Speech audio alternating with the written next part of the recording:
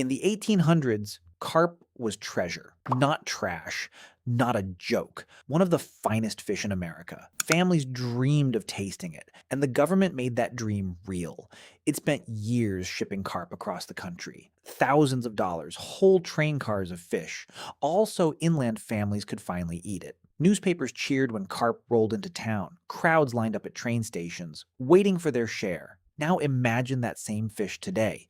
You hand it to someone on a plate. Most Americans wouldn't even taste it. They'd wrinkle their nose and step back. So what changed? A fish once treated like a gift became the fish nobody wants. And here's the strange part. This story isn't really about the fish. It's about us. Stay till the end. The last part will completely change how you think about ancient survival choices. Because the real reason carp got rejected isn't the one everyone believes. Let's rewind to how carp even got here. The year is 1877. A scientist named Spencer Baird is in charge. He runs the brand new U.S. Fish Commission, and he has a big problem on his hands. Native fish are disappearing fast. Overfishing is draining the rivers. Pollution is poisoning the water. Baird needs a fish that can survive anything. Something tough. Something fast. So he looks across the ocean, he imports carp all the way from Germany, and carp checked every single box. They survive in filthy water, they eat almost anything they find, they breed faster than most fish can dream.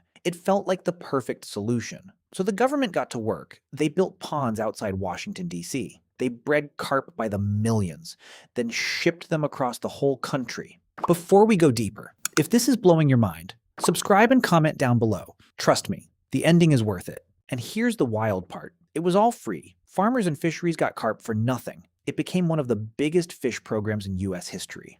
And for a while, it worked perfectly. Carp thrived where native fish had died off. Rivers that seemed dead came back to life. Everyone thought they'd found a miracle, but nobody saw the problem coming. The very thing that made carp easy to spread, made them impossible to control. They were too tough, too hungry, too fast. They outcompeted native fish for food. They pushed weaker species aside, and they fed in a destructive way. Carp root through the riverbed to eat, stirring up mud and dirt. This clouded the water badly. Sunlight couldn't reach the plants below.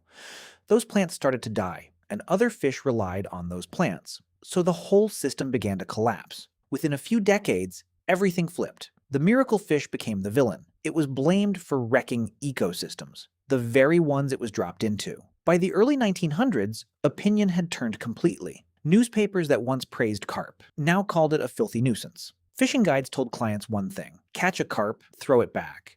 A fish once served in fine restaurants vanished from menus entirely, and that bad reputation never recovered. It just kept growing, generation after generation, until nobody remembered why.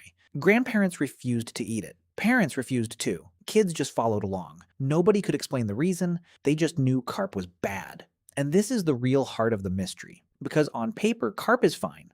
Actually, more than fine. It's packed with protein. It's rich in healthy omega-3s. It holds up against fish people eat daily. And in many countries, people love it. In Hungary, carp is a celebration. In Poland, it's a Christmas centerpiece. In Israel, it's a holiday tradition.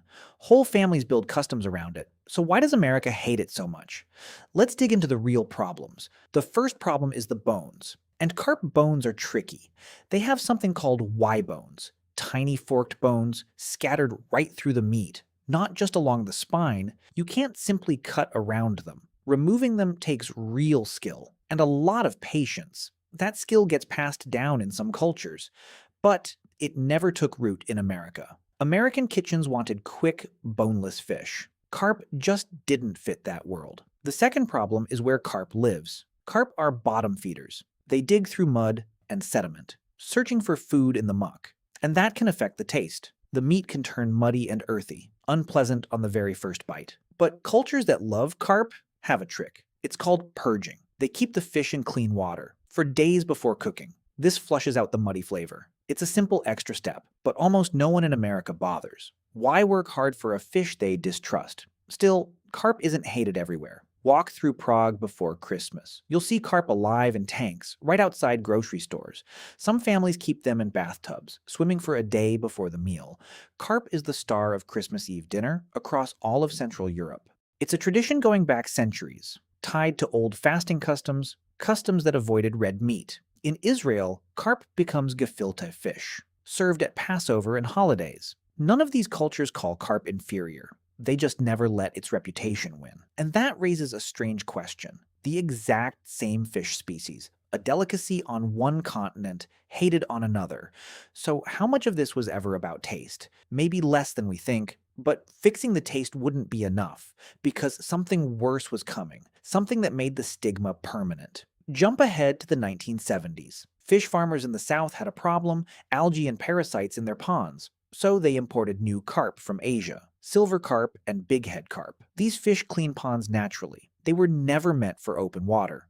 They were supposed to stay contained, but nature had other plans. In the 1980s and 90s, floods hit. Catastrophic flooding across the Mississippi Basin, the water overwhelmed the ponds, and the fish escaped into the wild. What happened next was explosive, one of the fastest invasions ever recorded. In all of North America, silver carp filter feed on plankton. Plankton is the base of the food chain, and these carp had no natural predators, nothing to slow them down, so they multiplied at a staggering rate. In parts of the Illinois River, Asian carp became around 70% of all fish. 70%. Entire ecosystems were reorganized around a fish that escaped a farm. And these are the carp on the news. You've probably seen the videos, dozens of fish leaping from the water, startled by boat engines, flying through the air violently, smashing into boaters hard enough to break bones. That image buried carp's reputation, more than a century of taste complaints ever could. Nobody wants to eat a fish that just tried to knock someone out on TV. But here's where it gets truly strange. The leaping fish causing chaos. Silver and bighead carp. They're barely related to the muddy bottom feeder, the one everyone blames for bad taste. These are filter feeders. They eat plankton in open water, not mud off the riverbed. And researchers made a discovery.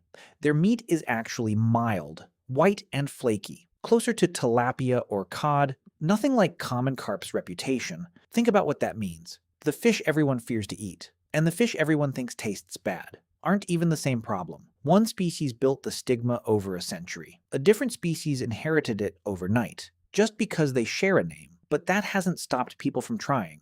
And the fixes got creative. In Louisiana, a chef had an idea. His name was Felipe Parola. He rebranded Asian carp completely. He called it silverfin. He deboned it and ground it up, turned it into fish cakes and po' boys, hoping people would try it, if it didn't sound like carp at all.